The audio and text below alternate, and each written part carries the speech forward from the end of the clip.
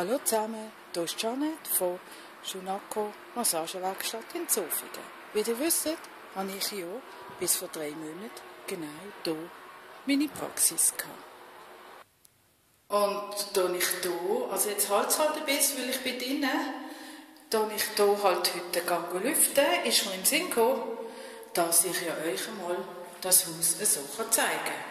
Ja, es hat hier noch den Besen und so. Und wir gehen auf einen wunderschönen, tollen Garten an. Der Garten ist halt jetzt auch für 2 Monate nicht gemacht worden, aber er ist einfach wunderschön und mir ist ein bisschen abgesichert von den lieben Nachbarn. Es hat 2 identische Kinderzimmer und eins, das ein bisschen kleiner ist wie das, aber das ist schon riesig. Also dann, das ist der erste Stock und da ist das kleinere Zimmer. Dafür hat es ein separates Badzimmer und Badwanne im ersten Stock.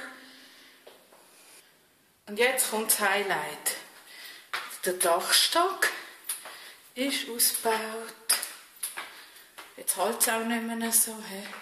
Ist ausgebaut zu einem riesig grossen Schlafzimmer. Genau. Man kann einen Nachkleiderkasten drin machen. Das ältere Schlafzimmer hatte ich hier. Was halt hier super ist, wir sehen bis an den Schwarzwald über ganz Liestl über. Es ist einfach traumhaft. Und hier dazu gibt es noch ein schönes Bad mit Dusche. Unser Alter daheim freut sich auf eine neue, junge Familie, die genauso viel Freude an diesem Haus hat, wie wir hatten. Also, läutet an und kommt mich besuchen. Alle Abgaben findet ihr wie immer bei Junako unten verlinkt. Und ich freue mich auf euch. Tschüss miteinander.